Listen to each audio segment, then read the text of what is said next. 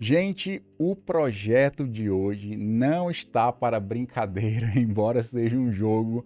Nós vamos fazer um projeto muito legal e eu vou te ensinar de forma prática a coisa mais importante no trabalho de um arquiteto, que é aprender a separar as regras de negócio da aplicação daquilo que representa as entradas e saídas da sua aplicação, que são frameworks, bibliotecas, toda essa parte de tecnologia. Mas antes de entrar no projeto, eu tenho um recado muito importante. Muitos alunos entraram em contato com a gente solicitando para que a gente abrisse mais uma turma da formação Dev. E esse ano nós só tivemos 2 turmas abertas em todo o ano de 2023. E nós vamos abrir mais uma janela de oportunidade na segunda-feira, 27 de novembro, que é a Cyber Monday, né? Depois da Black Friday, nós temos a segunda-feira, a Cyber Monday, e nós vamos abrir a oportunidade para você entrar na formação Dev esse ano de 2023. Por isso, nós temos aqui um link, formação.dev/Black Friday, que também está na descrição,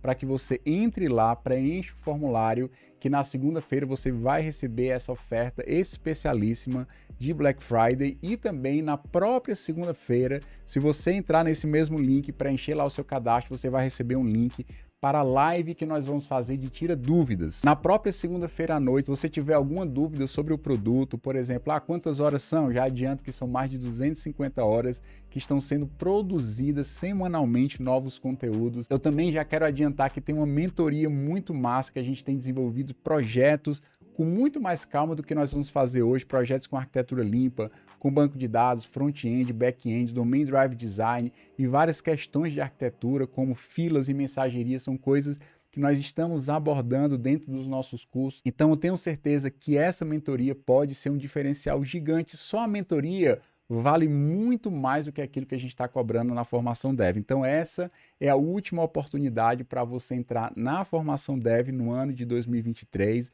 Entra no link formação.dev/Black Friday, né? Embora vai ser na Cyber Monday, mas o link ficou Black Friday para que você possa entrar, se inscrever e receber a oferta especial na segunda. E na segunda noite nós teremos uma live para a gente conversar e tirar as dúvidas, para que você possa de fato entrar junto com a gente na formação Dev. Então era isso que eu tinha para falar para vocês. Bora pro vídeo.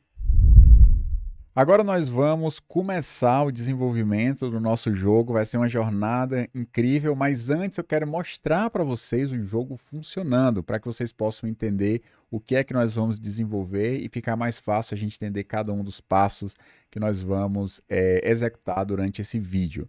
Nós temos aqui uma série de configurações, nós temos aqui o Flappy limpo, né, usando a arquitetura limpa. Nós temos tanto a configuração de velocidade do jogo, lento, normal, rápido, ou no modo Jedi. Nós temos aqui o nível de dificuldade, fácil, médio, difícil, Jedi, ou seja, o nível de dificuldade faz com que essa boca aqui ele vá crescendo ou vá diminuindo de acordo com o nível de dificuldade. Nós temos a questão do espaço entre os obstáculos, que é esse espaço aqui, que pode ser um espaço maior, tornando mais fácil o jogo, ou um espaço menor, que você vai ter mais canos vindo simultaneamente. E aqui você tem comandos como pausar o jogo, reiniciar o jogo e zerar o jogo. Se eu clicar em zerar, ele vai zerar aqui o recorde, que foi no caso 102, e aqui ele mostra o valor atual. Eu passei de apenas um único cano e bati aqui no segundo. Eu vou reiniciar o jogo para que vocês possam ver. Nesse momento, eu tenho aqui a velocidade bem rápido, no nível fácil, ou seja, os canos estão mais afastados, e a distância entre os obstáculos é uma distância normal. Eu até poderia colocar aqui numa distância menor, tá? Deixa eu tentar jogar aqui para ver se eu consigo mostrar para vocês. Aqui está no modo fácil, embora ele esteja bem rápido, os canos estão mais afastados, então eu consigo passar de forma muito fácil por eles. Se eu colocar, por exemplo, nível de dificuldade médio,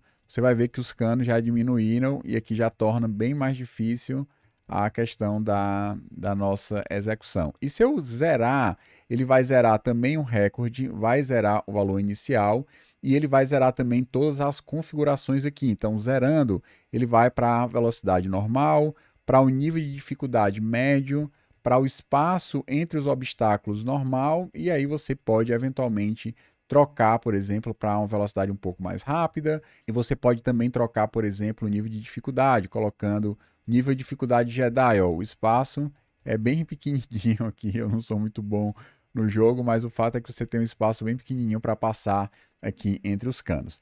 Legal? Então, esse aqui é o nosso Flatbird, bem simples, eu acho que vocês já conhecem o conceito do jogo. Estou mostrando para vocês basicamente como é que a gente pode configurar e parametrizar o jogo. A outra coisa importante que eu não mostrei é o fato, eu vou colocar aqui no nível médio, vou passar aqui do primeiro, vou passar do segundo, vou passar do terceiro, e aí eu quero pausar o jogo, eu posso pausar, do jeito que está aqui, tem uma boa chance de eu perder, né?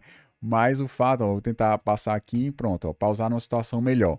Então você pode pausar o jogo e eventualmente jogar no futuro, né? Ah, eu tô cansado, eu bati o meu recorde, quero descansar um pouco, daqui a pouco eu volto de novo e você pode pausar o jogo, que é uma funcionalidade interessante. Então, gente, é isso, basicamente o que nós vamos desenvolver é essa ideia do Flatbird, só que tem muita coisa que a gente vai fazer. Primeiro, porque a gente quer separar aquilo que é interface gráfica daquilo que é regra de negócio. Uma coisa que eu queria mostrar para vocês ainda na apresentação do jogo, deixa eu mostrar aqui do lado com o terminal, ó.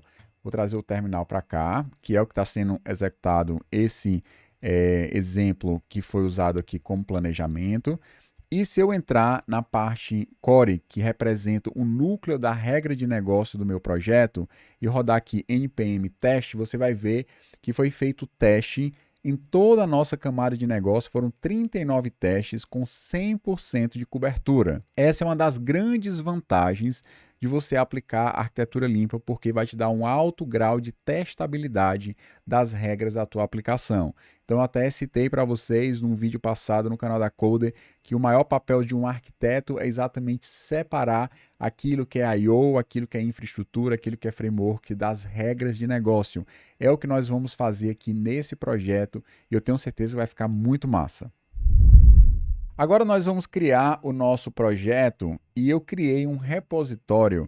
Nesse repositório você vai clonar ele para que você possa tanto ter acesso ao código completo, que estará na branch main, como você também terá acesso ao código inicial, a versão que vai ser exatamente usada aqui no vídeo, que está na branch chamada versão-inicial. Se você fizer um checkout para essa versão, você vai ter o código zerado, e se você fizer o checkout para main, você vai ter a versão completa do nosso código. Por enquanto, ainda não está a versão completa, porque eu vou comitar o projeto no final do vídeo.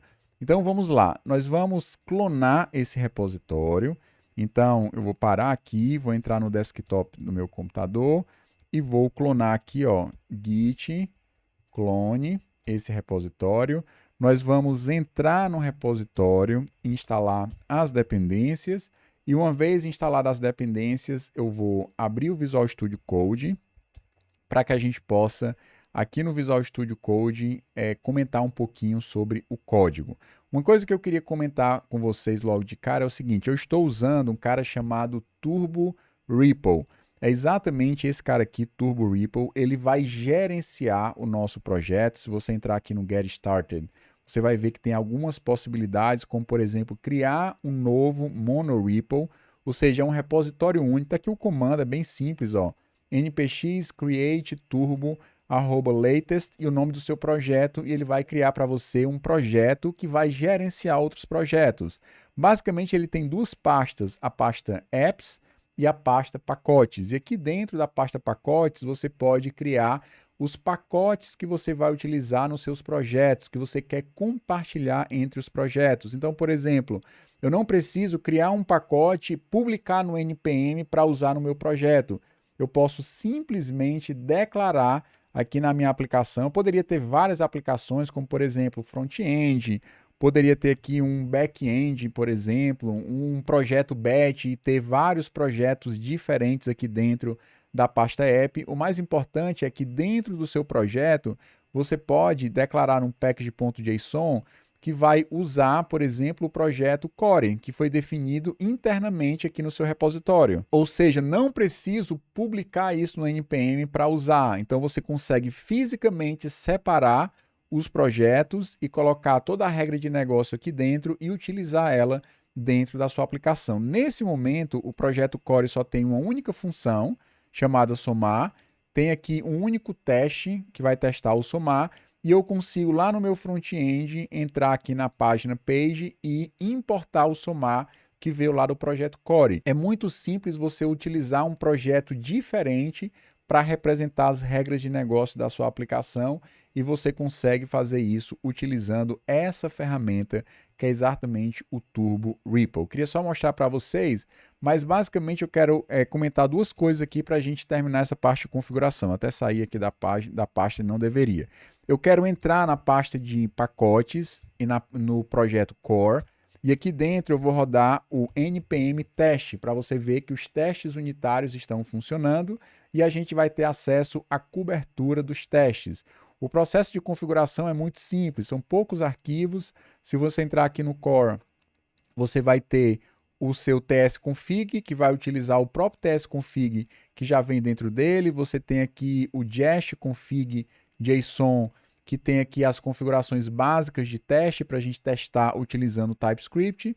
E nós temos aqui o próprio package.json com algumas dependências bem básicas, como Jest, a parte de lint e a parte de TypeScript. Não tem absolutamente mais nada. Além disso, o nosso teste está funcionando.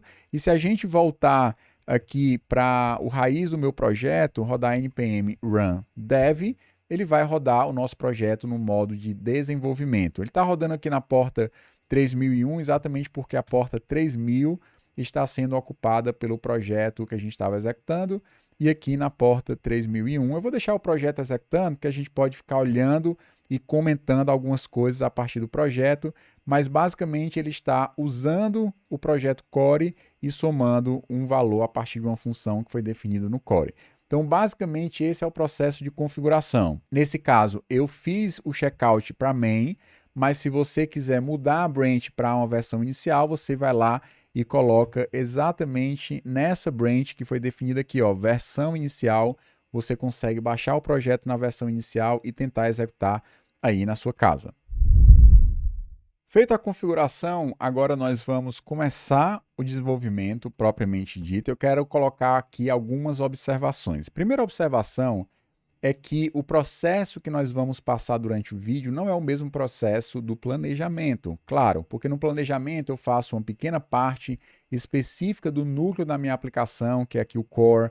Aí eu vou lá e testo essa parte na interface gráfica, faço os testes unitários, e aí depois eu vou colocando só os canos, fazendo a animação na tela. Depois eu coloco o pássaro começa a voar sem a questão da detecção de colisão. Depois eu faço a colisão. Então eu vou fazendo de forma incremental. Uma parte da modelagem, depois uma parte da interface gráfica, modelagem e interface gráfica. Aqui a gente vai fazer primeiro a parte do que seria o núcleo da aplicação para depois a gente ir para a nossa interface gráfica, que é o projeto front-end. Uma outra coisa que eu também queria observar é que nós não vamos escrever linha a linha, porque se eu fosse escrever linha a linha, a gente demoraria aqui várias horas para fazer o projeto inteiro. Então eu quero que você entenda o projeto, que você baixe o projeto, e aí uma vez você tendo o código na sua casa, você consegue entender ele completamente, olhando, executando o código e vendo exatamente como ele funciona.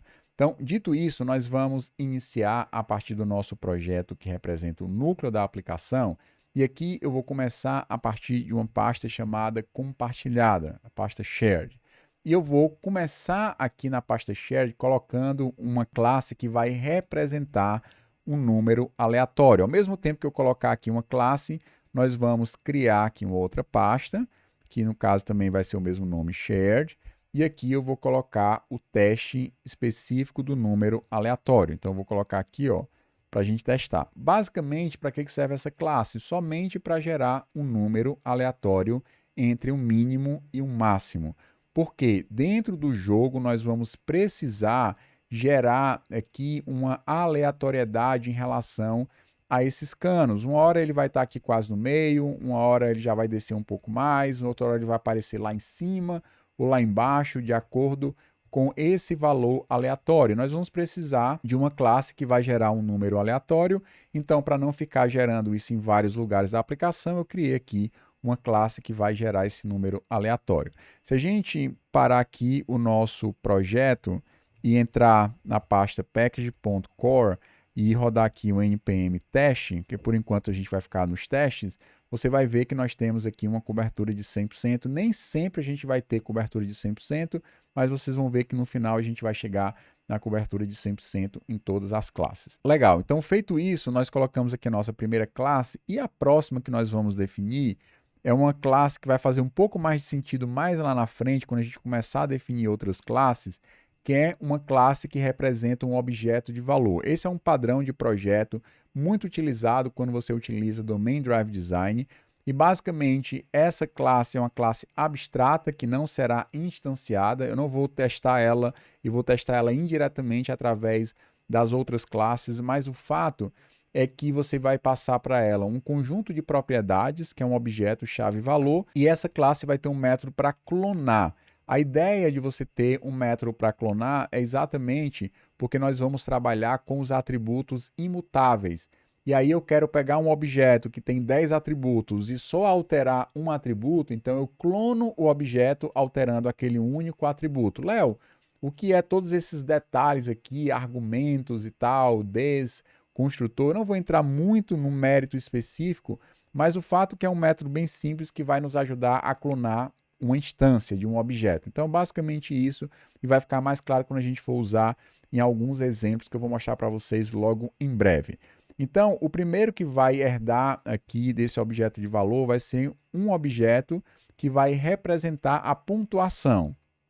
Basicamente, a pontuação só serve para garantir que um determinado número sempre será zero ou positivo. Se ele for negativo, vai dar problema. Léo, mas não é uma validação muito simples? É uma validação muito simples, mas eventualmente eu vou ter que ficar colocando isso em vários lugares da minha aplicação. Se eu uso um objeto de valor que mapeia uma pontuação e eu garanto aqui dentro que a pontuação sempre será positiva ou zero, isso facilita demais quando eu for usar a pontuação dentro de outros objetos da minha aplicação. Claro que a pontuação também tem teste e eu vou colocar aqui juntamente da pasta compartilhada e você vai ver que agora nós temos alguns testes e a classe objeto de valor, que é uma classe abstrata, eu não estou testando ela diretamente, em breve ela será testada 100% indiretamente através de outras classes. O próximo que eu vou colocar vai ser o percentual e vale a pena eu parar um pouquinho para explicar aqui sobre o percentual, que é o seguinte. Eu vou copiar logo aqui o percentual. Aqui no percentual nós temos o valor do percentual, o mínimo e o máximo, e por padrão o mínimo é 0 e o máximo é 1, ou seja, 0,1 seria 10%, 0,5 50% e assim vai. O fato de ter um percentual como objeto de valor importante dentro da minha aplicação, e o percentual vai ter aqui os seus atributos e o único comportamento lá na pontuação, né, que eu não comentei, tem um comportamento rico que é para incrementar a pontuação. Vai ter um momento que eu vou precisar incrementar e eu coloquei esse comportamento rico dentro do meu objeto de valor. E o objeto de valor ele tem praticamente duas grandes funções, digamos assim, ou dois grandes propósitos, que é, primeiro, ele ter uma consistência nos dados, eu garantir que os dados estejam corretos, e o segundo é acrescentar comportamentos ricos para um determinado atributo que é um valor básico da linguagem. Por exemplo, no caso aqui da pontuação, eu estou basicamente envolvendo um atributo que representa um número. Claro, eu coloquei aqui um atributo só para eu saber exatamente em qual atributo que eu estou armazenando a pontuação, mas o fato é que eu estou basicamente incorporando dentro de um objeto, por isso que o nome é objeto de valor, um atributo básico da linguagem, que é um valor. E a partir desse valor eu consigo colocar comportamentos ricos que eventualmente eu não tenho dentro de um number, dentro do JavaScript. Então eu também consigo aplicar as validações. Por exemplo, no caso do percentual, eu quero ter certeza que o percentual ele vai respeitar o valor mínimo e o valor máximo. Então, para isso, eu vou colocar aqui os testes do percentual, vou colocar aqui, ó, dentro da pasta compartilhada, vou colocar aqui dentro e a gente vai ver ele executando e nós temos ó, aqui ó, 100% dos testes até agora, tanto do número aleatório, do percentual e da pontuação, e ele também testou 100% o objeto de valor. Analisando aqui os testes, só para a gente entender um pouquinho, ó, ele deve criar um percentual entre 0 e 1. Então, eu coloquei aqui 0,25 e, de fato, ele criou um percentual porque estava dentro do mínimo e do máximo. Aqui eu já informei o mínimo para ser 0 e o máximo para ser 2. Ele deve criar um percentual entre 0 e 2. A legenda está errada aqui, mas o fato, ó, 1,25 está entre o mínimo e o máximo. Então, eu garanto que o percentual está funcionando. Uma coisa que eu queria observar é o seguinte: por que eu criei uma classe chamada percentual? Porque todo o jogo será baseado em percentuais. Ou seja, a largura do cano é um percentual em relação à largura do jogo inteiro. A altura do cano ou do obstáculo é um percentual da altura do jogo. A largura e a altura aqui do nosso passarinho também é um percentual do jogo. Tudo é em termos percentuais. Eu poderia usar uma outra estratégia, foi essa estratégia que eu usei para modelar o nosso projeto. Então, por isso que eu criei uma classe que representa um percentual. Estou fazendo aqui os testes. Ó. Por exemplo, o deve clonar o percentual, eu estou usando a função para clonar um determinado objeto que é imutável para gerar um outro objeto com atributos diferentes. Por exemplo, eu criei um percentual que tem o valor como se fosse 125%, o nome do atributo é percentual, o mínimo é 0 e o máximo 2. Eu quero clonar esse percentual 1 alterando o atributo que era percentual para valor e alterando o máximo, que era 2, para 3. Fazendo isso, eu gero uma outra instância de percentual com o mesmo valor, com o atributo alterado, com o valor de mínimo igual e o valor de máximo diferente, exatamente porque eu clonei o objeto inicial, que é o P1, alterando aqui dois atributos. Tá? O próximo que nós vamos desenvolver aqui vai ser o pássaro. Então, vou fechar aqui esses arquivos para que a gente possa desenvolver o pássaro. Em termos de código da pasta compartilhada, já foi feito. Aqui nós temos os testes e nós vamos agora começar a desenvolver o pássaro, que vai ser o próximo elemento. Então, pássaro.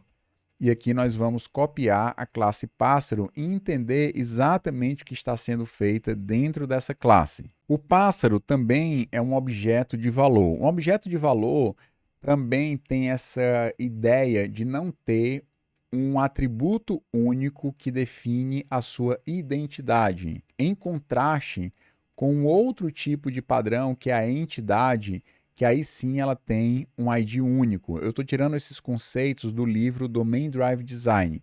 E aqui o objeto de valor, basicamente, ele agrupa um conjunto de valores. Primeiro, ele tem como objetivo validar os dados, garantir a consistência dos dados e também acrescentar comportamentos ricos. Vai ficar muito claro que agora no pássaro a gente tanto está usando outros objetos de valor que vão nos ajudar a ter a consistência que a gente quer, como também nós vamos acrescentar comportamentos ricos ao pássaro. Então vamos lá para a gente entender os atributos do pássaro. Eu estou separando em classe e definindo aqui uma interface. Dentro da interface, eu só terei atributos primitivos, number, boolean, array simples, string, e aqui internamente os atributos eu coloco a partir de objetos mais complexos, como é o caso do percentual que nós criamos recentemente. Então, eu tenho aqui, ó, altura, largura, peso, altitude e voando. A altura e a largura é exatamente a altura do pássaro e a largura dele, o tamanho físico do pássaro. Lembrando que a altura e a largura do pássaro serão percentuais da tela. Então, se a tela tem 1000 pixels e ele vai ocupar aqui 0,5% da tela ou 1% da tela, ele vai ter o tamanho correspondente ao tamanho da tela. Se eu diminuir a tela, o pássaro vai diminuir, o cano também, tudo vai diminuir. Se eu aumentar a tela, também vai aumentar. Essa foi a estratégia que eu quis colocar aqui na nossa modelagem. O peso do pássaro será importante para a questão se ele vai subir ou descer de forma mais rápida. Ou seja, o peso vai influenciar exatamente nessa descida do pássaro e na subida, né? Se ele for mais pesado, ele tanto desce mais rápido, como também sobe mais rápido. Eu até poderia colocar aí dois valores, o valor do peso e o valor da força, por exemplo. Né? A força seria para subir, se ele estiver voando, e o peso para descer. Mas eu coloquei só um atributo, mas poderia quebrar esses dois conceitos, para ter eventualmente uma descida mais lenta e uma subida mais rápida ou o contrário, e você ter mais flexibilidade na parametrização. No caso aqui eu coloquei apenas o peso, e é exatamente esse percentual que vai fazer com que ele ande percentualmente para baixo ou para cima. Lembrando que aqui ele sempre vai se movimentar nesse eixo aqui no meio do jogo, né? Então eu posso subir ou descer de acordo com o atributo que é esse aqui, voando. Tá? O peso influencia exatamente na altitude que ele está, que ele vai subindo ou descendo, e é através desse atributo, se está voando ou não, que ele vai subir ou descer. Sempre que eu pressiono a tecla, no caso aqui espaço, ele vai subir. Sempre que eu solto a tecla, ele vai descer. E isso internamente, ou seja, na modelagem, é feita através desse atributo voando. Se esse atributo estiver verdadeiro, significa que ele está voando, então ele vai ficar subindo a cada nova interação do jogo, e se estiver falso, ele vai descer e vai bater no chão. O fato de ter uma tecla que vai mapear a mudança desse estado é um detalhe lá do front-end e não da modelagem.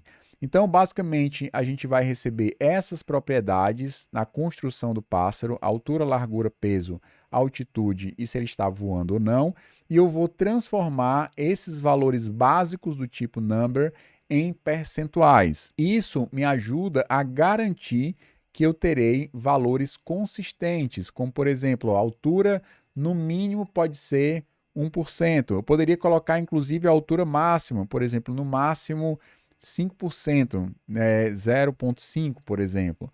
Tá? Então eu posso ir colocando o mínimo e o máximo e validando esses dados para ter certeza que eles estarão dentro de percentuais que faz sentido para o jogo. O peso por padrão é 0,3%, não é nem 3%, né? 0,3%, porque tem dois zeros aqui. Isso significa que ele vai descendo ou subindo 0,3% do valor total da altura do jogo.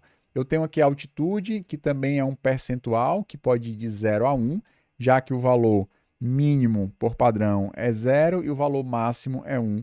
Então, eu não preciso colocar que ele vai assumir isso aqui por padrão. O fato é que a gente pode garantir que todos esses valores serão percentuais, a gente pode garantir o valor mínimo e máximo com uma única linha de código sem se preocupar em ficar validando todas essas informações dentro do pássaro. Por quê? Porque o pássaro está usando um outro objeto de valor chamado percentual, e isso facilita muito a validação desses dados, já que está encapsulada dentro do objeto percentual. Uma outra coisa que eu estou colocando aqui também é o nome do atributo. Caso dê algum problema e ele gere uma exceção, ele vai dizer o seguinte, ó, aqui, ó, o valor de altura deve ser entre valor tal e valor tal. O valor de largura é obrigatório. Então, esse atributo é basicamente para quando ele gerar a mensagem de erro, eu saber se ele está falando da altura, da largura, do peso, da altitude ou de qualquer outro percentual que eu utilize na minha aplicação. Além disso, nós temos aqui o comportamento ou o método de voar, que basicamente pega o objeto atual com todos os seus atributos e simplesmente clona ele alterando apenas o voando para true. O outro comportamento, parar de voar, que retorna uma nova instância do pássaro, também clona o objeto e retorna o voando para falso. E finalmente, o último comportamento, que é o de animar, ele vai fazer o seguinte, ó, ele vai verificar, aqui seria melhor colocar peso, tá? E aqui em vez de G, né? Que antes era gravidade, mas eu troquei para peso, mais uma refatoração feita, mas o fato, ó, que se ele estiver voando, você tem aqui um peso positivo, se ele não estiver voando, o peso é negativo, ele vai fazer aqui uma operação para calcular a nova atitude. Lembrando que o peso é um percentual, a altitude também é um percentual, então quanto maior o peso, mais ele vai incrementando ou decrementando a altitude para subir ou para descer. E aí, uma vez calculada a nova altitude, ele vai colocar aqui a altitude para garantir um intervalo no mínimo e no máximo 0 e no máximo 1, e aí ele pega a altitude e clona aqui finalmente o pássaro alterando a altitude, ou seja, no animado pássaro, a única coisa que será mudada é a altitude dele, que é exatamente o que a gente vê, ó, que eu vou alterando a altitude e diminuindo a altitude, subindo e descendo a altitude. Então, esse é o processo de animar o pássaro. Então, com isso, Deixa eu copiar aqui também, lá na parte de teste, criar uma pasta chamada pássaro. E eu vou copiar aqui o teste do pássaro para a gente ver se está tudo funcionando de forma correta. Não sei se deu algum erro aqui. Ah, sim. Eu preciso importar o pássaro aqui no index. Então, vou importar o pássaro e vou exportar o pássaro aqui. Então, pássaro. E vou tirar o meu index.teste.test, porque já não faz sentido para a gente ter ele aqui, tá? Com isso, ó, nós temos o teste do pássaro e os testes relacionados àquilo que é compartilhado, e nós temos 21 testes e 100% de cobertura. Está faltando aqui na linha 23 do pássaro, deixa eu ver aqui, ó, na linha 23, o que está acontecendo aqui? Porque tem um valor opcional aqui, que ele não foi testado em nenhum teste passar, por exemplo, o valor undefined. Então, eu posso pegar aqui, ó, deve alterar o pássaro para voar. Então, eu posso pegar essas propriedades aqui, vou clonar elas e vou passar o peso para ser undefined. Aí ele usa o valor padrão e aí ele vai voltar a ter 100% de cobertura nos nossos testes. O nosso próximo passo vai ser trabalhar com os obstáculos. Então, eu vou criar aqui uma pasta chamada obstáculo. E nessa pasta obstáculo, também vou criar logo aqui nos testes, ó, obstáculo, no singular. E nós vamos ter aqui nos nossos obstáculos duas enumerações. Uma que vai definir se o obstáculo ele vai ter uma abertura maior ou menor, que é exatamente o nível de dificuldade do nosso jogo. Eu coloquei só nível, mas poderia explicitar um pouco mais, né? Nível de dificuldade, que é o nível fácil, médio, difícil ou Jedi. E eu tenho aqui o espaço entre os obstáculos, que eu coloquei espaço obstáculos, que é o menor, normal e maior. Aqui no nível, em vez de ser 1, 2, 3 e 4, eu até poderia colocar os percentuais. Por exemplo, fácil, 0.4, médio, 2, difícil, 3, e Jedi, sei lá, 15, eu acho, 0.15. Eu posso colocar também, que ficaria até mais direto esse mapeamento entre o nível e o espaço, né, o percentual que ele vai dar exatamente nesse vão aqui, ó. Por exemplo, o normal, ele vai ter, normal não, nível de dificuldade médio, ele vai ter um determinado espaço, não sei se é 30%, o fácil, ele vai ter aqui 40% exatamente nesse espaço. E a gente vai conseguir ver isso quando a gente criar a nossa classe que representa um obstáculo. Então, vou colocar aqui, ó, um obstáculo. Eu nem vou testar o nível, que é uma enumeração, e nem vou testar também o obstáculo. Tá? Aqui o espaço obstáculo, melhor dizendo, que também é uma enumeração. Mas o obstáculo sim, nós vamos precisar fazer um teste. Ó. Nós temos alguns atributos aqui no nosso obstáculo. Qual é o tamanho ou percentual da parte superior do obstáculo? Nós temos um outro percentual que representa a parte inferior do obstáculo. Nós temos a largura do obstáculo, nós temos a posição do obstáculo, e nós temos o nível do obstáculo, porque o nível do obstáculo vai exatamente dizer o percentual dele, tá? Então, nós temos aqui, ó, uma função que vai fazer esse mapeamento para o nível do obstáculo, mas a gente poderia muito bem pegar isso aqui e fazer o seguinte, ó, transformar o nível para ser ó, fácil, seria 0.4, o médio 0.3, o difícil 0.2 e o Jedi 0.15. Em vez de ter um comportamento que faça esse mapeamento, a gente já pode colocar aqui dentro e isso ser usado aqui, ó, posso tirar o tamanho do vão, basta eu tirar isso, aqui ele vai quebrar em algum ponto e nós podemos colocar aqui o tamanho do vão para ser exatamente o nível. Né? Então, não preciso mais dessa conversão aqui para ser ó, 1 menos o nível, eu já sei exatamente o percentual esperado que ele vai fazer aqui as validações. A mesma coisa aqui, o tamanho do vão, percentual novo, eu posso colocar des.nível. O nível já tem internamente qual é o valor do vão, ou seja, o vão é em percentual. Aqui é a mesma coisa, ó. E aqui eu posso simplesmente colocar o nível e aqui eu posso colocar o nível. Se fizer sentido para você uma ou outra estratégia, você pode escolher, mas o fato é que o nível agora já estará mapeando diretamente os percentuais, que quer dizer, ó, 0,4 significa 40% do espaço da altura estará reservado para o vão que o passarinho pode passar. E no caso aqui, ó, 15% da altura estará reservado para o vão. Então, colocando um mapeamento direto, você consegue até simplificar um pouco mais a classe que representa um obstáculo, que tem, como eu falei para vocês, a parte superior, que é exatamente um percentual superior, tem a parte inferior, que é o percentual inferior. Aí o vão eu consigo calcular, que é basicamente 100% menos o superior e o inferior. Eu tenho uma largura, que é exatamente a largura aqui do meu cano, que no caso que eu chamei na modelagem de obstáculo. Pode ser um cano, pode ser uma parede, né? Como você vai mapear isso visualmente é só um detalhe. O fato é que é um obstáculo que o passarinho precisa passar. A posição vai alterando exatamente na animação. É essa posição que vai sendo modificada para que ele possa fazer o cano andar de um lado. Então, a posição também é uma posição percentual em relação a esse eixo aqui, ó. Aqui é o eixo 0 e aqui ele vai estar, sei lá, 30% desse eixo. Esse outro vai estar a 60%, esse outro a 90%, tem um que vai estar a 100 e poucos por cento, exatamente porque ele está fora da área visível. Ele vai passando e quando esse cano vai para a área negativa, no final ele joga lá para o final para que ele fique reusando os mesmos canos aqui dentro da área do nosso jogo. Mas voltando, ó, na hora de criar, eu estou criando aqui os percentuais e o construtor eu resolvi colocar privado para que o usuário possa criar a partir desse método estático novo.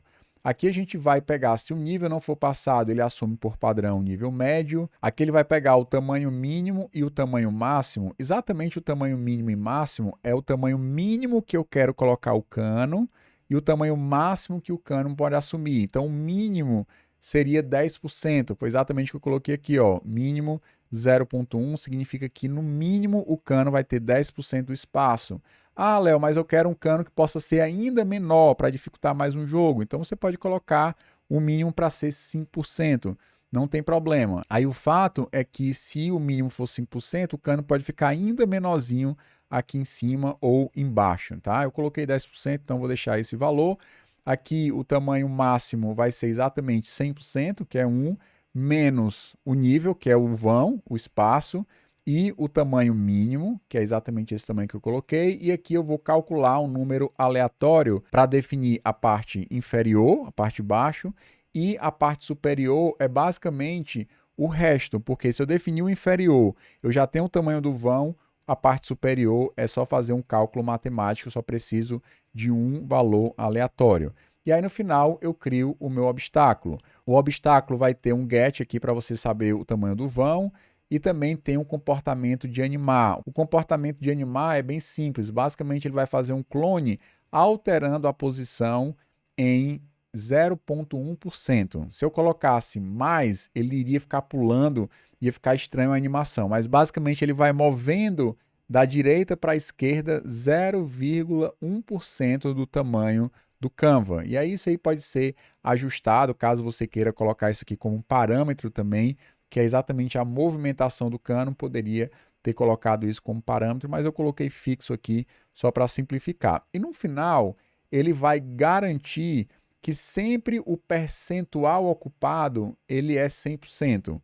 Ou seja, eu preciso garantir que a barra de cima mais o vão, mais a barra de baixo, de fato vai preencher 100% do espaço. Se eu digo que o vão é 30% e eu coloco em cima uma barra de 10%, embaixo uma barra de 10%, vai ficar o vão de 30%, vai ficar espaço sobrando. Então, esse comportamento garante que essas três informações estão corretas. Como assim, Léo? A informação do nível, porque o nível vai dizer o tamanho do vão, e também a informação de superior e inferior. Essas três informações precisam estar alinhadas. Se o nível é um nível 15, ou seja, 15% do espaço é ocupado pelo vão, significa que 85% do espaço precisa ser ocupado pela parte superior e a parte inferior do obstáculo. Então, essas três informações precisam estar corretas e é exatamente essa validação, né, ou validar o percentual ocupado, que precisa garantir que esteja correto, ou seja, a parte superior mais a parte inferior, melhor dizendo, mais a parte superior, ela precisa bater com o nível que você selecionou para ter essas três partes de forma coordenada, e é exatamente o que essa validação está fazendo. E eu vou colocar aqui o nosso teste. Nos testes, pessoal, vocês vão perceber que fica fácil entender como cada classe está sendo utilizada. Eu preciso, lá no meu SRC, exportar o nível e o obstáculo. Então, vou lá no SRC, ó, vou importar aqui o nível e vou trazer o nível para cá, nível, e também importar o obstáculo e trazer o obstáculo para cá, vírgula, obstáculo.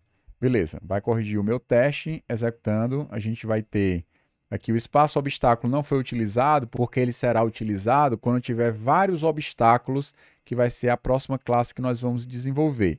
Mas o nosso obstáculo aqui tem 100% de cobertura. Voltando ao que eu estava dizendo, quando você entra aqui no teste, você consegue entender basicamente como está sendo utilizado. Ó. Deve criar um novo obstáculo. Então, criei um obstáculo novo.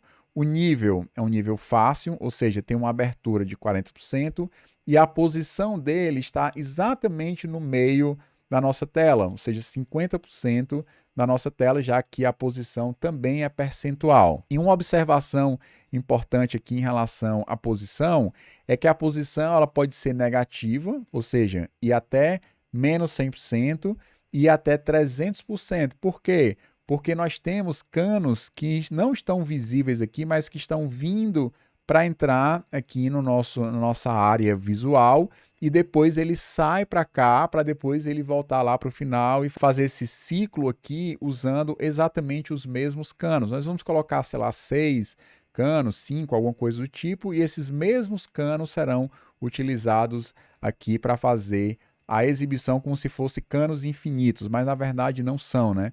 Então, por exemplo, ó, quando ele vem, vai chegar uma hora que esse cano ele vai sumir da tela, e quando ele sumir da tela, eu vou detectar que ele sumiu e aí vai ser alterado o seu estado para que ele possa vir no final, e aí você vai tendo esse ciclo aqui dos canos, exatamente por isso que a posição pode ser negativa e pode ir mais do que 100% para que ele possa vir de longe, digamos assim. Legal. Feito isso, o que nós podemos fazer agora é definir a parte dos obstáculos no plural, porque eu vou precisar de uma classe que vai gerenciar todos os obstáculos e vai fazer exatamente esse trabalho de ficar fazendo o ciclo dos obstáculos, da lista de obstáculos, melhor dizendo, que vai ser exatamente esses itens aqui, tá? Ó, dentro da minha classe obstáculos, no plural, eu tenho os itens, que é um array da classe obstáculo. E é exatamente aqui que nós vamos fazer esse trabalho. Se você não define os itens, ele vai criar aqui, ó, 1, 2, 3, 4, são 5 itens. Ele começa na posição 100%, ou seja, logo fora da área visível, e aí o próximo vai ser 100% mais um espaço, que é exatamente esse intervalo que eu coloquei aqui, ó. O espaço vai ser 30% normal, 25% no espaço menor e 35% quando for mais afastado. Tudo isso em percentual, que significa que quando ele for criar os 5 obstáculos aqui, ele vai o primeiro colocar em 100%. Significa que assim que eu inicio o jogo, você vai ver, ó, que aparece o obstáculo aqui. O próximo está a 30% depois do primeiro, o outro 30% depois do segundo, o outro 30% depois do terceiro. E quando ele sai da tela, eu vou pegar esse valor e colocar 30% depois do último, para que ele possa dar essa ideia de ciclo. Então é exatamente aqui, quando eu crio uma nova instância de obstáculos, aí é quando eu vou criar esses elementos, caso eles não tenham sido informados. Se tiver sido informado os itens, ele vai ficar com os itens, senão ele vai pegar esses novos itens para criar como se fosse a posição inicial do jogo. A questão dos atributos, só para a gente entender, ó, eu tenho o nível dos obstáculos, que ele vai usar o nível para definir cada obstáculo individual. Eu tenho o espaço entre os obstáculos, que será importante para definir o espaço entre eles. Eu tenho os próprios obstáculos em si. Então, aqui eu crio a partir desse método estático para definir os atributos e no final nós temos aqui o comportamento de animar. Eu quero explicar rapidamente como acontece a animação para você entender a ideia do ciclo que está acontecendo. Então, a primeira coisa que nós temos é a chamada do método animar para cada obstáculo de forma individual. E uma vez que nós temos aqui todos os itens já deslocados, né, porque exatamente esse animar de cada um dos itens é o que vai fazer a mudança da posição sempre da direita para a esquerda, né? Porque os canos, os obstáculos vão saindo da esquerda para a direita, andando 0,1% por vez para cada animação, para cada interação. Legal, uma vez feito isso, nós temos aqui os novos itens. Em cima desses novos itens, eu vou querer saber qual é o item que está mais à direita, ou seja, que tem um percentual maior, e vou querer também saber qual é o item que está mais à esquerda, que tem a menor posição e a maior posição. Em cima disso, a gente vai percorrer os elementos para que eu possa saber se algum elemento precisa ser recalculado e movido de lugar. Quando é que eu sei que um elemento precisa ser movido de lugar? Quando ele está na menor posição e quando ele está fora da tela. Ou seja, se a gente olhar aqui, ó, eu vou dar aqui um reiniciar. Então, nós vamos chegar aqui, ó, esse é o elemento que está na menor posição, que o jogo está começando agora. Eu vou tentar pausar quando ele sair da tela. Então, assim que ele sair da tela, ou seja, o primeiro obstáculo já não está aparecendo aqui, eu sei que esse obstáculo que acabou de sair da tela, ele está na posição menor e ele acabou de sumir da tela. Quando acontece isso, ele vai recalcular esse valor e vai colocar esse obstáculo lá na última posição, depois do último, respeitando essa questão do espaço entre os obstáculos, que é exatamente isso, ou seja, ele está na menor posição e está fora da tela? Sim. Então, eu vou calcular aqui um obstáculo novo, mantendo o mesmo nível, pegando a maior posição calculada e acrescentando o espaço entre as posições, de tal forma que esse obstáculo novo vai para o final e caso ele não esteja na menor posição e não esteja fora da tela, ele mantém o mesmo item. É dessa forma que nós calculamos os itens e no final nós geramos um clone dos obstáculos, pegando cada um dos itens e gerando ele novamente, porque a única coisa que vai mudar durante a animação é exatamente os obstáculos, ou seja, os itens. Então, basicamente, essa é a lógica simples que nós estamos fazendo para garantir que ele só vai gerar um obstáculo novo sempre que ele está na menor posição e está fora da tela. E assim a gente vai mantendo esse ciclo perpétuo aparecendo lá os obstáculos. Então, trazendo o teste para cá, a gente vai precisar também exportar aqui, ó. Então, vou importar os obstáculos e vou exportar também os obstáculos para que o teste passe a funcionar. Deixa eu ver se tem mais alguma coisa. O espaço entre os obstáculos também precisa ser importado e exportado. Então, eu vou importar aqui o espaço e vou colocar aqui o importe e vou exportar aqui também o espaço obstáculos, tá bom? Vou só organizar aqui na ordem alfabética, colocando a vírgula aqui, e também vou organizar aqui os importes. Sort Lines é um plugin que eu tenho para organizar aqui na sequência. Beleza, então nós temos o nível exportado, o espaço, obstáculos, o próprio obstáculo em si, a lista de obstáculos e o pássaro, salvando. Se a gente executar os testes, ó, nós temos essa estrutura com 100% de cobertura. Se a gente olhar o teste que eu acabei de copiar para a gente entender, ó, primeiro ele vai criar um obstáculo novo, eu vou querer saber se ele tem 5 níveis, se por padrão ele está no nível médio e se por padrão o espaço entre os obstáculos é o espaço normal. Depois eu vou querer fazer o seguinte, eu vou criar um obstáculo novo e vou animar todos os obstáculos. E aí eu vou comparar para saber se a versão que foi gerada a partir da animação ela é menor do que cada um dos obstáculos originais. Então, quando eu faço a animação, todos os canos, todos os obstáculos são movidos 0,1% da direita para a esquerda. Significa que eles têm um percentual menor, ou seja, deve animar os obstáculos diminuindo a posição de todos eles. Claro que se eu animar demais, vai ter um deles que vai lá para o final e que vai aumentar a posição. Mas como eu só animei aqui uma vez, todos eles se moveram 0,1%. Então, ó, deve animar os obstáculos até mudar para a última posição. Então, eu criei aqui um obstáculo novo com todos os dados padronizados, né, seguindo aquilo que é definido por padrão dentro da classe. Se eu entrar aqui, ó, você vai ver que o nível médio é atribuído, que o espaço normal é atribuído. Se eu não tiver passado nenhum item, ele vai pegar esses itens aqui por padrão. Então, é basicamente isso. Quando a gente chama esse comportamento estático, né, que é o método estático novo, sem passar nenhum parâmetro. E aí aqui embaixo, o que eu fiz? Eu criei um array com 1.100 posições, e aí eu chamei aqui o comportamento de animar, em outras palavras, 1.100 vezes, que é exatamente o tamanho do array. No final das contas, com essas 1.100 interações, o primeiro obstáculo vai passar lá para a última posição, que é exatamente o que eu estou testando. Eu calculei aqui qual é a maior posição, que não era para ser o primeiro elemento, e aí eu calculei aqui pegando a posição de todos os itens, e no final eu estou testando se a posição é exatamente igual à maior posição do primeiro elemento, já que o primeiro elemento foi movido para a última posição. Eles não mudam em termos de posição no array. No array eles continuam exatamente na mesma posição. O que vai mudando basicamente são os dados. Então, o primeiro elemento ele pode ser o último elemento a ser exibido exatamente porque a sua posição é a maior de todas. E é exatamente isso que eu fiz aqui em relação ao teste. Poderiam ter outros testes para ser feito, mas meu objetivo inicial foi trazer a cobertura de 100%.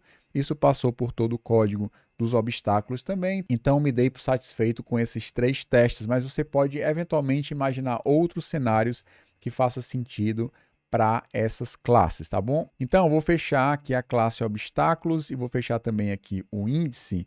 Nós vamos partir para o próximo passo, que é exatamente o passo relacionado ao jogo. Nós teremos tanto o jogo, como teremos também o que eu vou chamar de sensor de colisão, que é o que vai detectar se o jogo, que é o que vai detectar se o pássaro colidiu com os obstáculos. Essa parte é fundamental para a gente ver o funcionamento de fato do jogo, né? Se houve uma colisão, significa que o usuário perdeu. Se o pássaro passa de forma ilesa sobre os obstáculos, significa, se eu despausar aqui o jogo, ó, que ele tem que aumentar um ponto a mais, exatamente porque ele detectou. Então, esse sensor, digamos assim, né? Eu chamei com esse nome de sensor, mas é simplesmente uma classe que vai fazendo ali os cálculos para saber a posição aqui do obstáculo. E nesse caso, não me importa os obstáculos todos, me importa apenas o obstáculo que está cruzando o centro da tela. É exatamente em cima desse obstáculo central aqui, eu não tenho nenhum obstáculo nesse momento que o jogo está pausado. Por quê? Porque aqui não tem como haver uma colisão, porque nenhum obstáculo está cruzando o passarinho. Mas se eu despausar e continuar, ó, agora sim eu tenho um obstáculo relevante para eu fazer o cálculo da colisão, se de fato ele vai colidir ou não. Se eu soltar aqui, ele vai colidir, e agora sim ele consegue detectar que houve uma colisão, e quando o jogo entra no modo colisão, significa que ele parou e ele não vai mais continuar, a não ser que ele reinicie o jogo.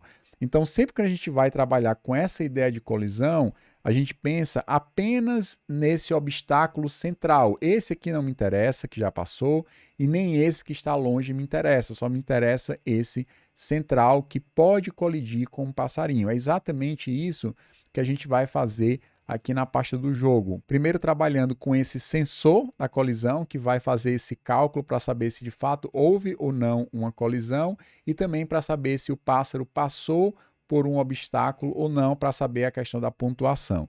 Então nós vamos fazer essa classe e o jogo, e com isso a gente termina a parte da lógica e podemos ir para a interface gráfica fazer o nosso front-end. Então eu vou copiar para cá o sensor colisão para a gente entender o que é que ele está fazendo. Nós temos três possíveis respostas em relação a essa classe que representa exatamente esse sensor que vai aferir se ele teve uma colisão, se o pássaro passou direto ou se simplesmente não está acontecendo nada naquele momento.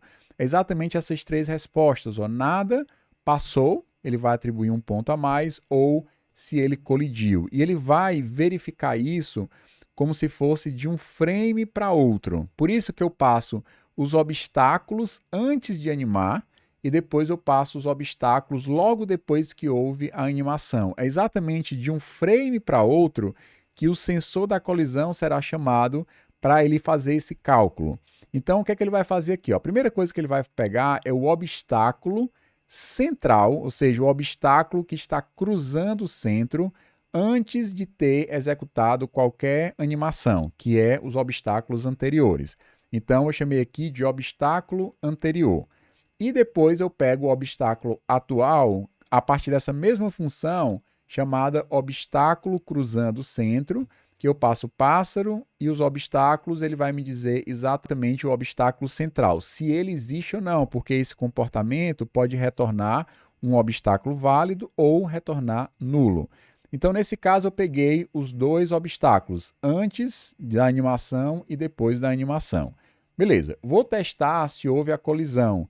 Eu vou tentar detectar a colisão no eixo X e no eixo Y. Para ele ter uma colisão de fato, precisa tanto colidir no eixo X como no eixo Y. Por quê, Léo? Porque se a gente está aqui, vou reiniciar o jogo. Se a gente pausar exatamente aqui nesse ponto, pausei errado, mas beleza, eu vou pausar aqui em certo agora. Pausei aqui, houve uma colisão nesse eixo aqui, no eixo X. Por quê? Porque o passarinho está em cima dos dois obstáculos. Só que no eixo Y, na altura, ele não colidiu exatamente porque ele está passando dentro do vão, do espaço disponível para passar. Então, para ter uma colisão, precisa acontecer nos dois. Não basta, por exemplo, ter uma colisão, o passarinho está em rota de colisão com esse cano, mas como o cano ainda não chegou aqui em cima dele, ele não tem como dizer que há uma colisão com esse cano, exatamente porque só há uma colisão nesse eixo X, e nesse outro há uma colisão no eixo Y, embora no outro não exista. Então, para isso, tem que detectar a colisão no eixo X e no eixo Y para saber se ocorreu ou não uma colisão. Então, nesse frame, ou seja, nos obstáculos anteriores e nos obstáculos atuais, ele vai verificar se houve ou não uma colisão. Se tiver ocorrido uma colisão, ele vai retornar que colidiu. Caso contrário, ele vai verificar se o obstáculo anterior existe e na versão atual, ou seja, na última animação, ou seja, os obstáculos já não têm obstáculo central, significa que aqui acabou de passar um obstáculo e ele vai retornar que o passarinho passou pelo obstáculo atual. Como assim? Se eu despausar agora, nós temos um obstáculo central. Vai chegar um momento, que ele acabou batendo, né? Deixa eu tentar fazer aqui lá em cima, Deixa eu reiniciar aqui, tentar colocar em cima, só para a gente ver se o que eu vou falar vai funcionar. Pronto, Eita, acho que eu bati. Vamos lá, vou despausar aqui. Vou tentar pausar com ele mais em cima. Pronto, Aqui, se você traçar uma linha atrás do passarinho, você vê que ele ainda tem um obstáculo central nesse passarinho. Mas vai chegar um frame, se eu pausar aqui e despausar, que o passarinho passou um pixel para o lado, fora desse obstáculo, significa que no frame anterior tinha um obstáculo central e no frame seguinte não tem um obstáculo central. Isso caracteriza exatamente a passagem do passarinho pelo obstáculo central que existia antes no frame passado e que não existe agora. Então é exatamente essa lógica. Se o obstáculo anterior está setado e o obstáculo atual não está setado, significa que ele passou. Então, se ele nem colidiu e nem passou por um obstáculo, significa que não aconteceu nada.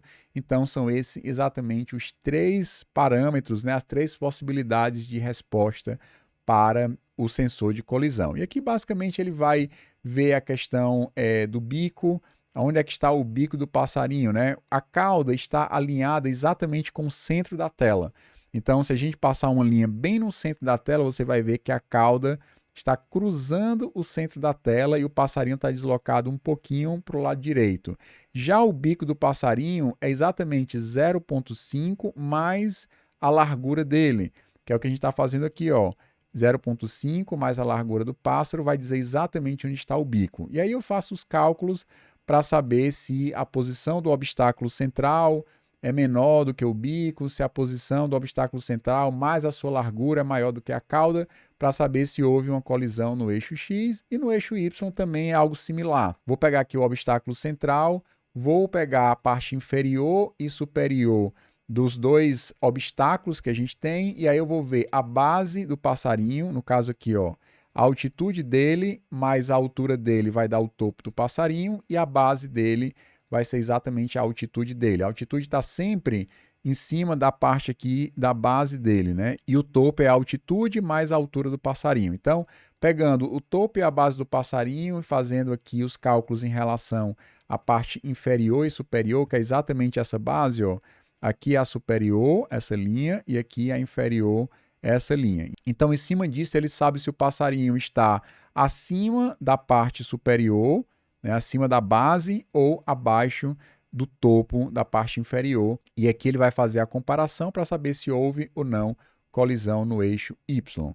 E aqui esse último método privado é o responsável por detectar qual é o obstáculo que está passando no centro. Então nós temos esse comportamento que pega o elemento obstáculo no centro, temos os dois comportamentos que detectam a colisão no eixo X e Y, que é usado aqui em cima para saber se houve colisão, e no mais nós temos a detecção, que é super simples, se ele passou ou não, é quando você tem um obstáculo central em um frame e no frame seguinte você já não tem, significa que o obstáculo central acabou de passar pelo centro e está indo embora em direção ao fim dessa área desenhada aqui do nosso jogo. Então, copiando aqui o teste para cá, e eu vou maximizar aqui a tela para eu explicar um pouquinho melhor, nós criamos uma função para ele criar obstáculos com apenas um único obstáculo. Não importa se ele tem 5, 10 obstáculos, 20 obstáculos, vai funcionar da mesma forma, mas para o teste, tendo apenas um único obstáculo, fica mais fácil de a gente entender como funciona o comportamento. Então eu criei aqui obstáculos no nível fácil, com espaço normal, poderia ser no nível médio também, não vai fazer muita diferença nesse cenário. E aqui eu vou colocar também, eventualmente, no nível médio, mas eu vou colocar fácil porque vai fazer diferença em relação ao vão que eu vou ter em um único obstáculo. Ou seja, esse espaço aqui do vão vai depender se é fácil, médio, difícil, né? E quanto maior esse espaço, maior o espaço que vai ter dentro desse item. Então eu coloquei aqui, ó, apenas um único obstáculo nessa lista de obstáculos que vai ter aqui o nível fácil, o espaço normal e os itens vai ser apenas um único item. A posição dele vai ser definida a partir desse valor passado, ou seja, em quantos por cento ele vai estar em relação à tela. Lembrando que aqui é 0, exatamente aqui na cauda do passarinho é 50% e aqui é 100%. Se eu der um play aqui, ó, esse elemento que acabou de entrar, ó, esse aqui está em quase 100%, vai passando, quando ele cruza no meio, 50%, e vai em direção a 0. Então, basicamente, essa é a ideia. Então, aqui eu coloquei a posição para ser passada por aqui, o nível é fácil, a parte inferior é 30%, a parte superior 30%, significa que o meio vai ter 40% e a largura vai ser 10%. Então, eu defini aqui as propriedades para eu usar esses obstáculos para as minhas funcionalidades. Então, aí criei um passarinho aqui padrão, na altura 60%, largura 4% e altura 6%. Então, o primeiro teste diz o seguinte, ó, deve responder como nada ao aferir os dados do sensor. Então, eu criei um sensor, chamei aqui sensor.aferir, passei o pássaro e aí eu vou passar os obstáculos antes da animação e depois da animação. Como a animação vai mudar apenas aqui a posição de cada um dos itens e eu só tenho um único item aqui para mudar a posição, então eu passei que a posição era 0,45 para a posição 0,44. E aqui não vai acontecer nada. Como se eu tivesse colocado 0,95 para 0,94. Ele simplesmente deslocou 0,1%, mas não cruzou o passarinho e nem colidiu com ele. Então, aqui nós temos esse retorno como nada. Então, a resposta é nada, é exatamente o que eu espero. No segundo deve responder nada quando não tiver obstáculo no centro. Aqui tem obstáculo no centro e aqui não tem. Tá? Aqui 0,2 foi para 0,18 ou 0,19, tanto faz, também vai responder como nada. Deve responder passou ao aferir os dados pelo sensor. Então, nesse caso, eu fiz um pulo bem grande só para facilitar essa questão de detectar que ele passou, mas ele estava em 0,45 e deu um pulo para 0,30, o passarinho ficou na mesma posição praticamente, e a resposta é que nesse primeiro conjunto de obstáculos ele estava no centro e aqui ele não está no centro, então ele vai detectar que de fato um obstáculo acabou de passar. E finalmente ele vai colidir, eu fiz aqui uns testes para colocar a altura 0,3, ele andou aqui praticamente 0,1% e ele gerou uma colisão exatamente porque ele estava na posição 3, bem no centro, então ele gerou um problema exatamente porque a altura que nós definimos aqui inferior e superior é exatamente 0,3. Então, como ele bateu exatamente na altura 0,3, ele colidiu com o elemento e gerou uma resposta de colisão. Com esses testes, nós conseguimos ter a cobertura total em relação também ao sensor. E por último, nós temos o jogo. Então, eu vou pegar aqui o jogo para a gente entender e nós vamos terminar a parte do core para que a gente possa ir rapidamente para a nossa interface gráfica. Então, o jogo vai ser importante também que a gente exporte o jogo para cá. Ó. Então, importar o jogo e eu vou também importar aqui. Depois a gente pode corrigir a questão da ordem dos importes, mas o mais importante é que o jogo nós temos aqui, ó, o nível do jogo, os parâmetros, né, ó, o espaço que nós vamos usar entre os obstáculos propriamente dito, o pássaro em si, se o jogo está em colisão, os pontos do jogo e o recorde também serão armazenados dentro do jogo. Então aqui nós temos o construtor que é privado e você pode iniciar um novo jogo por aqui. Ele vai pegar todas as propriedades que você passou, vai calcular o recorde para sempre pegar a maior pontuação entre os pontos e o recorde, ele vai usar o máximo para definir o recorde, porque eventualmente você pode ter batido, né, ter chegado no máximo e ele vai sempre acompanhar isso. Nós temos aqui a definição dos obstáculos, passando o nível e também o espaço entre os obstáculos, caso ele passe o nível e o espaço, senão ele vai ocupar o valor padrão. E finalmente aqui nós temos a definição do pássaro com altura, largura, altitude inicial do pássaro. Ele sempre começa no meio da tela, ou se a gente reiniciar o jogo, ele começa aqui no meio, se eu solto, ele começa a descer e começa também a chegar os obstáculos. Então nós temos aqui basicamente os parâmetros iniciais do jogo, que são padrão. Caso você passe algum parâmetro diferente, ele vai sobrescrever aquilo que você definiu e ele instancia um jogo aqui. No mais, os outros comportamentos e métodos são simples. Nós temos dois getters para pegar o nível e o espaço, que ele não tem diretamente o nível, mas ele pega dos obstáculos. Ele também não tem o espaço entre os obstáculos, que ele também pega através dos obstáculos. O pássaro está voando, ele vai alterar diretamente no pássaro e gera um clone do próprio jogo, e nós temos o comportamento de animar. O animar só vai rodar se ele não estiver em colisão. Se ele estiver em colisão, ele sempre retorna à mesma instância. Se não estiver em colisão, ele vai animar os obstáculos e o pássaro, ou seja, os dois serão animados. E aí ele continua aqui tanto animando os obstáculos como animando o pássaro. E esse método de animar será chamado a partir de um timer, e esse timer eu vou colocar lá no front-end, vai ter lá um timer que vai rodar de tantos em tantos milissegundos, e quando eu chamar para animar o jogo, ele vai animar os obstáculos e o pássaro ao mesmo tempo. E aí depois, basicamente, ele vai criar o sensor, que eu peguei só as respostas do Enum, só para facilitar e ficar mais fácil a comparação aqui embaixo, mas eu crio um sensor, chamo o sensor.aferir, passando o pássaro, os obstáculos, passando o pássaro, os obstáculos que não foi animado, mais o obstáculo que acabou de ser animado aqui na linha 69, e aí em cima da resposta que ele recebeu, eu sei Se a resposta for igual a passou, significa que eu tenho que incrementar os pontos, senão ele vai manter os mesmos pontos atuais. E aqui no final, no clone, ele vai simplesmente pegar aqui o valor máximo, os pontos que foram calculados aqui em cima, e se tiver em colisão, ele vai calcular a partir daqui. Nem precisava dessa parte aqui, porque ele só vai entrar nesse comportamento se não estiver em colisão. Então, basicamente, se a resposta foi igual a colidiu, significa que está em colisão, e ele pegou os pássaros, os obstáculos e gerou um clone do jogo baseado nas mudanças que teve. O pássaro mudou, os obstáculos mudaram também, a colisão pode ter mudado de acordo com o sensor, os pontos podem ter mudado também de acordo com a resposta do sensor. Como os pontos mudaram, né, esse recorde que foi feito aqui pelo usuário também pode ter mudado de acordo com a mudança dos pontos. E além disso, nós temos o comportamento para reiniciar o jogo, que nesse caso aqui ele vai manter o mesmo nível, vai manter o mesmo espaço e vai manter o valor máximo que você conseguiu. E o zerar, aí sim ele zera o jogo completamente. Então, zerar, reiniciar, esses dois comportamentos são chamados aqui, ó, reiniciar e zerar. A questão do pause vai ser feito lá no front-end, porque o timer vai ser parado, porque o timer é que vai controlar essa questão da animação do jogo.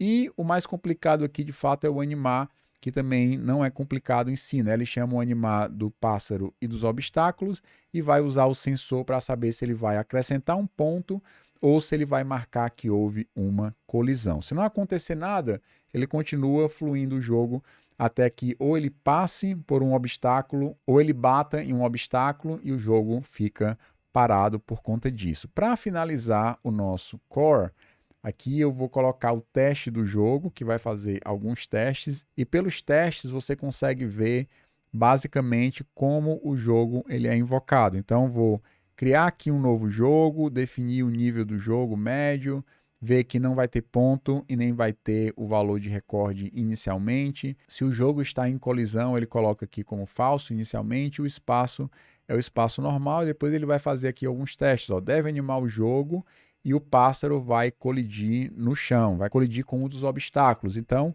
peguei o jogo, interagi aqui 1.100 vezes para animar e no final eu espero que o jogo esteja em colisão, exatamente porque o pássaro caiu. Aí eu fiz aqui de novo, ó, deve animar o jogo e o pássaro vai colidir lá no teto, porque se ele ficar no teto o tempo todo, ele vai bater com algum obstáculo. Então eu coloquei, ó, o pássaro vai estar voando true em cima do jogo, animei 1.100 vezes o jogo e no final o jogo termina em colisão. Deve reiniciar o jogo, deve zerar o jogo. E aqui eu fiz um teste só para garantir esse cruzamento pelo jogo, né? Eu coloquei aqui os dados exatamente pensados para no próximo frame ele cruzar. Então eu fiz aqui uns dados exatamente, estrategicamente pensados para que ele pudesse cruzar a partir de 1.000 animações. 1.000 animações é curto, né?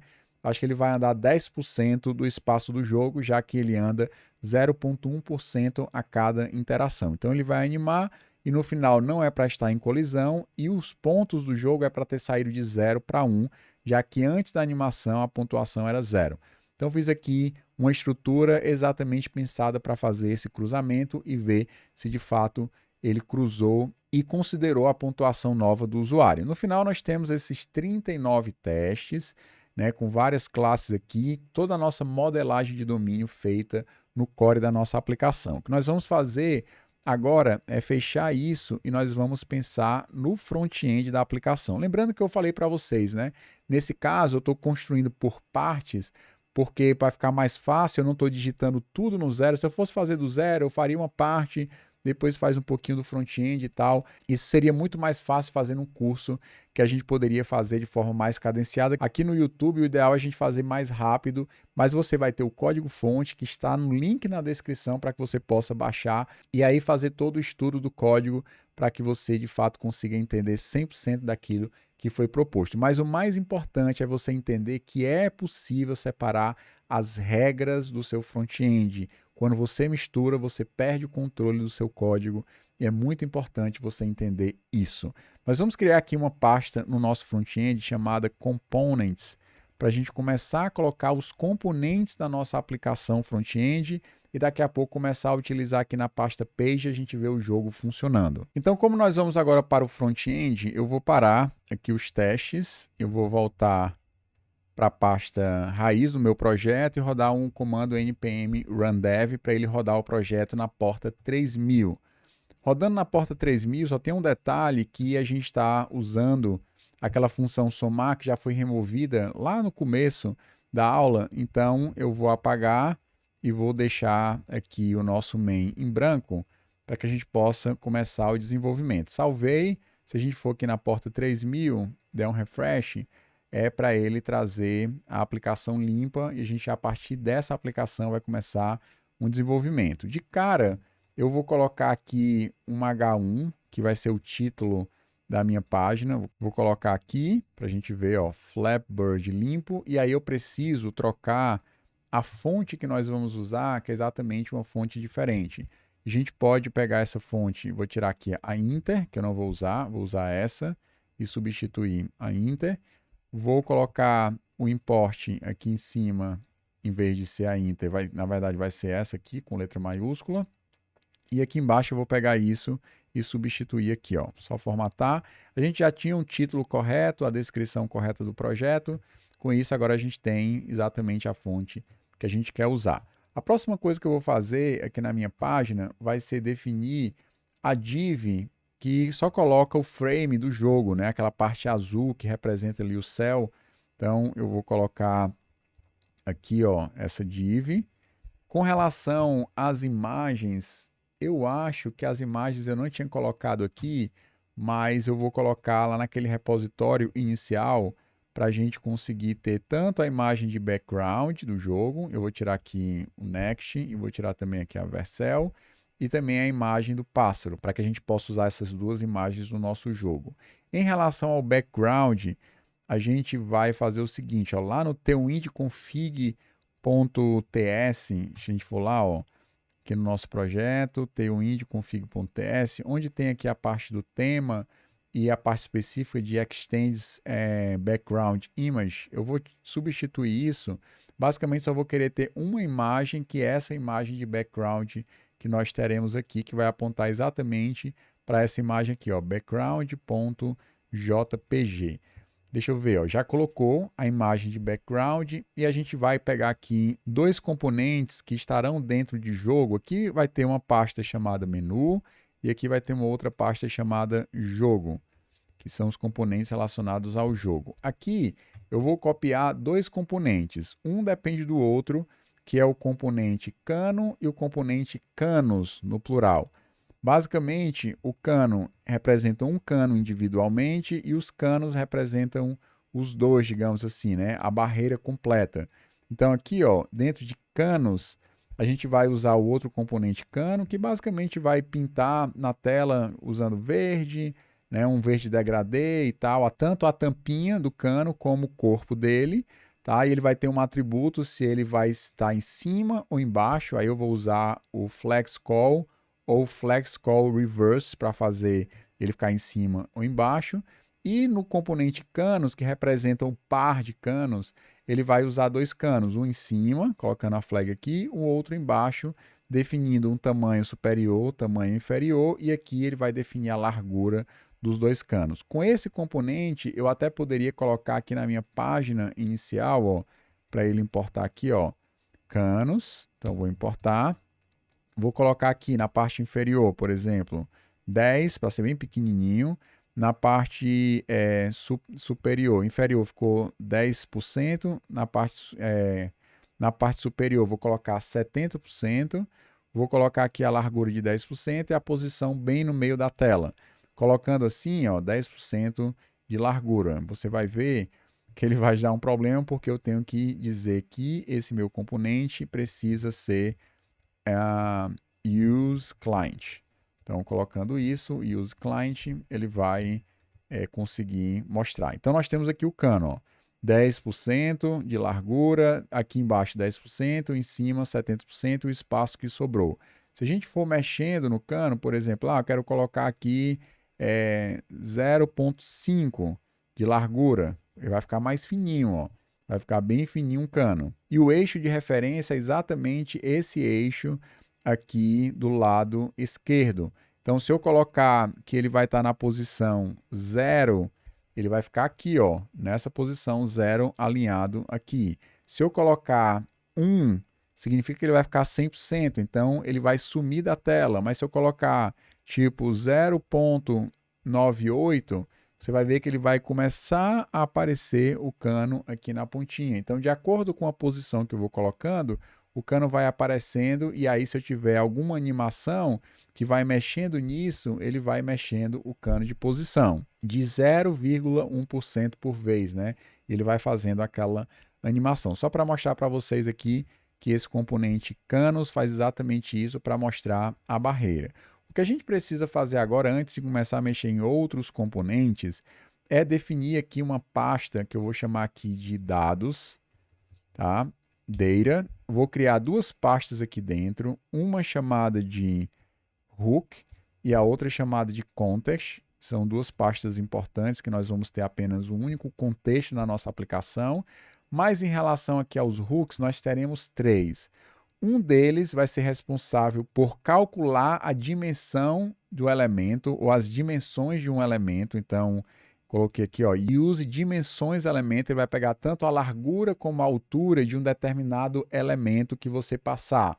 Para que eu preciso disso? Porque eu preciso saber a largura e a altura desse elemento aqui para que a gente consiga calcular direitinho quais os percentuais, como é que ele vai mostrar as coisas na tela.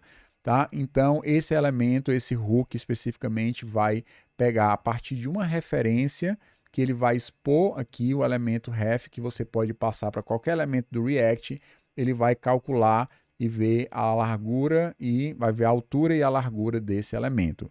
Um outro hook que nós vamos precisar, e aí vocês podem analisar melhor em casa esse código especificamente, eu não quero entrar muito no detalhe, é um hook que vai registrar de forma global uma tecla de atalho na nossa aplicação. Então, eu vou pegar a própria janela e registrar esse listener para ficar escutando uma tecla de atalho. Então, eu vou passar aqui um tipo de tecla que eu quero escutar, no caso aqui vai ser o espaço, para que a gente possa ter esse efeito no jogo, ó. Quando eu despauso e eu uso a tecla aqui de espaço, ele vai funcionar independente de qual elemento esteja focado naquele momento. Quando a gente quer, por exemplo, pegar uma tecla de atalho, eu colocar, por exemplo, algum tipo de tecla do teclado para ele escutar um determinado evento, a gente normalmente escuta o evento do objeto que está focado. Só que nesse caso eu quero registrar isso de forma global e aí eu criei um hook para interagir com essa questão do window e tal, encapsular isso dentro de um hook personalizado e não sair espalhando isso dentro da minha aplicação. Então eu criei esses dois hooks personalizados. E agora eu vou ter um contexto. Esse contexto é o contexto do jogo. É aqui que eu vou controlar a questão do temporizador do jogo. Ó. Se você vai ver aqui embaixo, ó, nesse Use Effect, é aqui que eu vou definir todas as animações do jogo, que eu vou ficar animando dentro de um temporizador, dentro de um set interval. E esse set interval será controlado pela velocidade do jogo. De acordo com a velocidade que, por padrão, ele vai rodar o jogo de 10 em 10 milissegundos, que é a velocidade normal, digamos assim.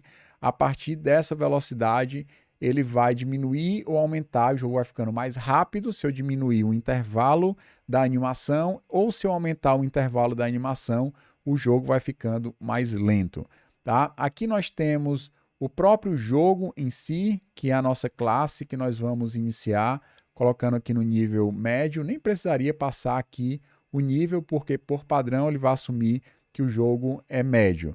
E aí, a partir do jogo, nós temos se o jogo está pausado, qual é a tecla que ele vai usar para voar, né? No caso aqui é uma tecla de espaço, então coloquei um espaço em branco, ele vai registrar essa tecla. Então, sempre que eu clicar no espaço em branco, ele vai fazendo o voo. Poderia colocar W, A ou qualquer outra tecla registrado aqui.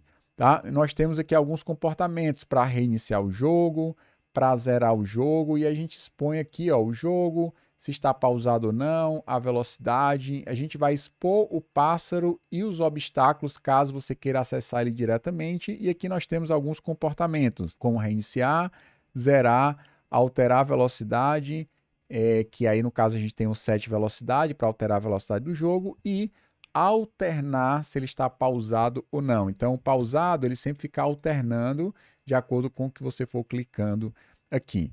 Tá? Então, esse contexto, percebam que esse contexto não tem regra nenhuma. Ele simplesmente chama as regras dentro do jogo. Tá? Então, eu vou setar o jogo aqui, vou chamar o reiniciar do jogo e setar o jogo aqui. Vou zerar o jogo chamando simplesmente zerar e ele seta um jogo novo no estado zerado. Então vocês percebem que essas regras estão completamente definidas lá na camada de negócio e não aqui dentro da minha aplicação React. Então, com o contexto criado, nós temos que criar aqui um hook exatamente para facilitar a chamada desse contexto, que eu vou chamar aqui de useJogo, que basicamente ele chama o useContext, passando o contexto do jogo, e nós vamos precisar registrar esse contexto lá no nosso layout para que ele fique disponível para a nossa aplicação inteira.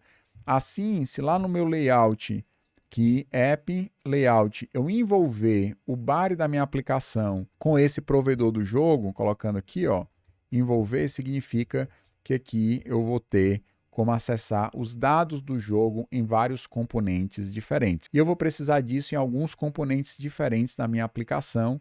No caso, o componente pássaro, que é um componente que pertence ao jogo, eu vou trazer ele para cá, ó, ele vai usar alguns dados do contexto. Então, por exemplo, eu vou usar aqui os dados do pássaro. Aqui nós temos a altura do pássaro, que será necessário, aqui no caso percentual. Aqui nós temos a largura do pássaro também, uma largura percentual. E aqui nós temos o alinhamento que nós vamos usar aqui no nosso style, vai ser um alinhamento na parte de baixo desse elemento, tá? Então eu vou alinhar aqui no bottom. Se eu colocar 10 pixels, ele fica aqui, 20 pixels, 30 pixels e tal. Então eu preciso saber exatamente onde desenhar o pássaro, e aqui eu vou pegar a questão da altitude, que é um valor percentual, e vou multiplicar pela altura do componente, ou seja, esse componente aqui, vamos supor que ele tenha, sei lá, 1000 pixels. Se ele tiver 1000 pixels e a altura do pássaro for 50%, significa que no bottom eu vou colocar 1000 vezes 0,5, 500 pixels, e eu vou renderizar o pássaro exatamente 500 pixels da parte de baixo da tela. É exatamente o que eu estou fazendo aqui, esses cálculos, aí eu coloco a imagem do pássaro e tal, sem grandes problemas. Então, nesse caso, a gente já pode ir lá no nosso jogo, na página, já para colocar aqui o pássaro. Então, eu já posso colocar aqui, ó, deixa eu procurar aqui página, deixa eu colocar o pássaro aqui, certo? Deixa eu trazer para cá. Nesse caso, eu não sei, deixa eu colocar aqui, ó. Ele já está caindo aqui, certo? Já está subindo, ó.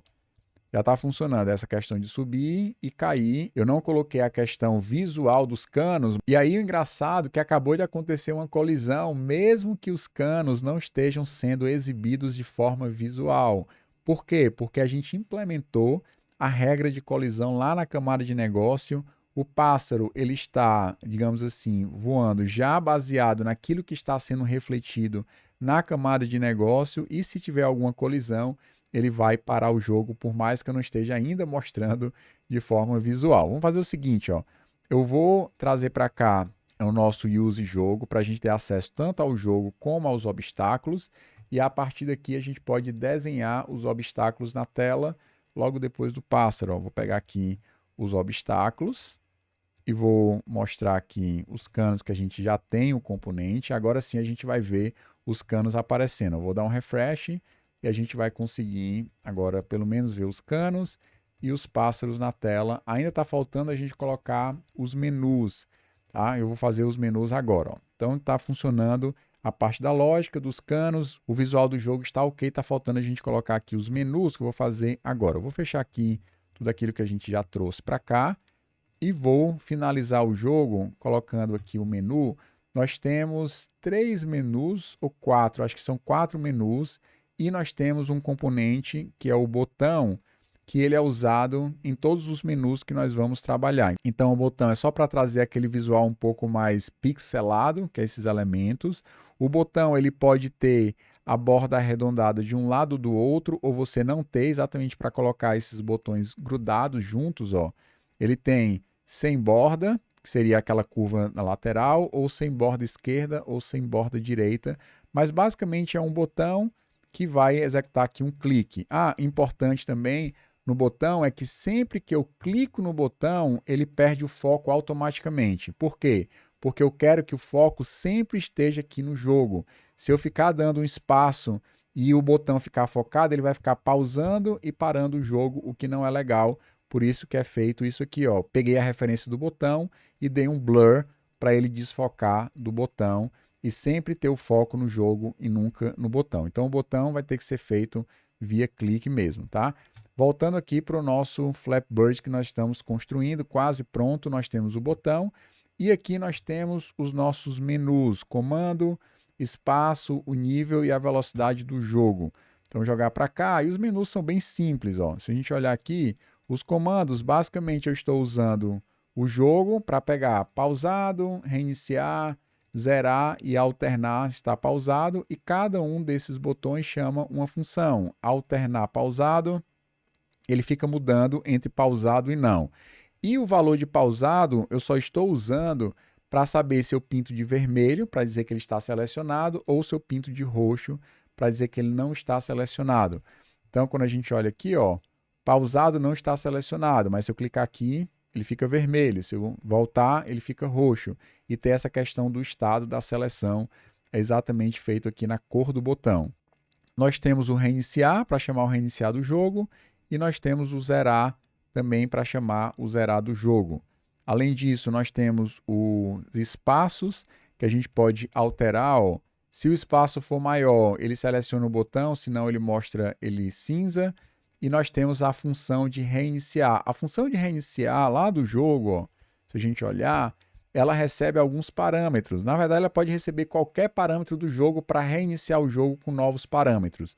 Então aqui eu tenho basicamente o nível pode ser mudado, o espaço pode ser mudado e aqui ele mantém o mesmo valor de recorde que você conseguiu anteriormente. Mas o fato é que nós temos aqui o nível e o espaço, que é exatamente os dois menus, ó, o nível e o espaço entre os obstáculos que podem ser alterados a partir do reiniciar. Então, o reiniciar ele serve tanto para reiniciar o jogo, como também para reiniciar com novos parâmetros, no caso aqui o nível e o espaço. Então, nós temos os menus e lá na nossa página principal, a gente pode colocar os menus da aplicação para que a gente possa ter a nossa aplicação completa. Acho que com isso a gente termina. Claro que eu poderia, né, desenvolver linha a linha, com muita calma, explicando e desenvolvendo por partes, mas aqui no YouTube fica um pouco complicado a gente conseguir fazer todas essas partes de forma cadenciada. Já ficou gigante o vídeo só copiando o código. Imagina se a gente fosse fazer do zero. Seria muito mais fácil a gente organizar isso dentro de um curso. Então eu vou reiniciar aqui. Ó, ele está reiniciando. E aí eu convido você, baixa o código que está na descrição do vídeo. Você baixando o código, você vai conseguir entender em detalhes como está funcionando a aplicação. E em cima do código na sua máquina, você testando, executando, você consegue evoluir a aplicação para eventualmente novos patamares e quem sabe fazer aí um Flappy Bird com novas funcionalidades, um Flappy Bird turbinado. Chegamos no final do nosso projeto Flappy Bird com arquitetura limpa. Eu espero que vocês de fato tenham gostado desse projeto e tenham entendido e ficado claro para vocês como separar as regras de negócio da sua aplicação daquilo que representa frameworks e bibliotecas, daquela parte que está mais próximas das entradas e saídas da sua aplicação, do clique do botão, da entrada do usuário. Toda essa parte ela é importante, mas ela precisa ser separada das regras da sua aplicação, inclusive testando as regras e tendo a garantia que o código vai ficando mais maduro, exatamente porque você fez essa separação e você consegue testar de uma forma muito mais fácil. O último recado, lembra, na segunda-feira, 27 de outubro, nós vamos abrir a última janela de oportunidade para a formação Dev. Link na descrição, formação Dev/Black Friday. Entra no link, se inscreve lá na página de inscrição, você vai receber uma oferta muito especial na segunda-feira e também o link da live de Tira Dúvidas na segunda-feira à noite, caso você tenha alguma dúvida ainda para perguntar para a gente. Então é isso, espero que vocês tenham gostado do vídeo, espero que esse vídeo tenha sido instrutivo para você, tenha aberto a tua mente para essa possibilidade de separar as regras daquilo que é framework. E se você gostou, se inscreve, deixa o like, compartilha e nos vemos nos próximos vídeos aqui no canal da Coda. Um grande abraço e eu te espero na segunda-feira, caso você queira tirar dúvida comigo lá na live, na Cyber Monday sobre a formação Dev e essa oferta incrível da Black Friday.